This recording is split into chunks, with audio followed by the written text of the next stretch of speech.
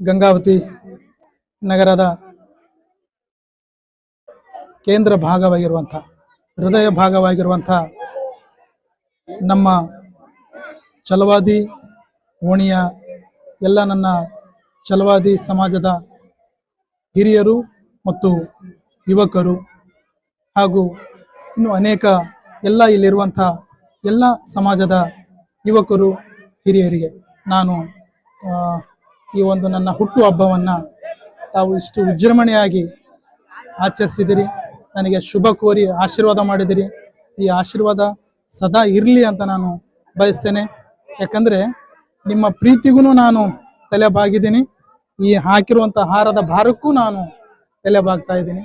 ಯಾಕಂದರೆ ನಿಮ್ಮ ಪ್ರೀತಿ ದೊಡ್ಡದು. ನನ್ನನ್ನು ಈ ಓಣಿಯಲ್ಲಿ ನಗರಸಭಾ ಸದಸ್ಯನಾಗಿ ಮಾಡಲಿಕ್ಕೂ ಕೂಡ ತಾವು ಬಹಳ ಪ್ರೀತಿಯನ್ನು ಧಾರೆ ಎರೆದು ನನಗೆ ಅಭೂತಪೂರ್ವ ಯಶಸ್ವಿಯನ್ನು ತಂದುಕೊಟ್ಟಿದ್ದೀರಿ.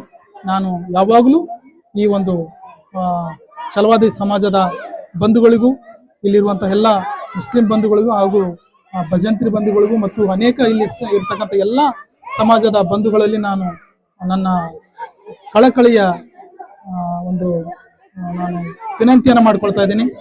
ಇದೇ ರೀತಿ ಎಲ್ಲರ ಪ್ರೀತಿ ನನ್ನ ಮೇಲೆ ಸದಾ ಇರಲಿ, ಎಲ್ಲರ ಮೇಲೂ ಇರಲಿ ಅಂತ ಈ ಸಂದರ್ಭದಲ್ಲಿ ಹೇಳ್ತಾ, ನನ್ನೆಲ್ಲ ಯುವಕರು ಏನಿದಾರೋ ಅವರೆಲ್ಲ ನನಗೆ ಶಕ್ತಿ, ಆ ಒಂದು ಶಕ್ತಿ ಯಾವಾಗಲೂ ಹೀಗೆ ಇರಲಿ ಅಂತ ಬಯಸ್ತಾ, ನೀವೆಲ್ಲ ಇಷ್ಟು ಅದ್ದೂರಿಯಾಗಿ ಕಾರ್ಯಕ್ರಮ ಮಾಡಿದ್ದಕ್ಕೆ ನಾನು ಮತ್ತೊಮ್ಮೆ ತಮ್ಮೆಲ್ಲ ಯುವ ತಂಡಕ್ಕೆ, ಎಲ್ಲ ಯುವಕರಿಗೂ ಪ್ರತಿಯೊಬ್ಬರಿಗೂ ನಾನು ಹೃದಯಪೂರ್ವಕ ಧನ್ಯವಾದಗಳನ್ನು ತಿಳಿಸ್ತಾ ಇದ್ದೇನೆ. ನಮಸ್ಕಾರ. ಚುನಾವಣೆ ಬಗ್ಗೆ ಯಾವ ಆಲೋಚನೆ ಮಾಡಿಲ್ಲ. ಯಾಕಂದರೆ ಇಲ್ಲಿ ಒಂದು ಪರಿಶಿಷ್ಟ ಜಾತಿ ಒಂದು ಕೆಟಗರಿ ಬಂದಿರೋದರಿಂದ ಇಲ್ಲಿರುವಂಥ ಎಲ್ಲ ಸಮಾಜದ ನನ್ನ ಏನು ಛಲವಾದಿ ಸಮಾಜದ ಬಂಧುಗಳು ನನ್ನನ್ನು ಕೈ ಹಿಡಿದು ಅವರು ಸಹಕಾರ ಮಾಡಿದರು. ಅದೇ ರೀತಿ ಆ ಒಂದು ಚುನಾವಣೆ, ಮುಂದೆ ಬರುವಂಥ ಚುನಾವಣೆಯಲ್ಲಿ ನಾನು ಕೂಡ ಸಂಪೂರ್ಣವಾಗಿ ಅವ್ರ ಜೊತೆಯಲ್ಲಿ ಇರ್ತೀನಿ.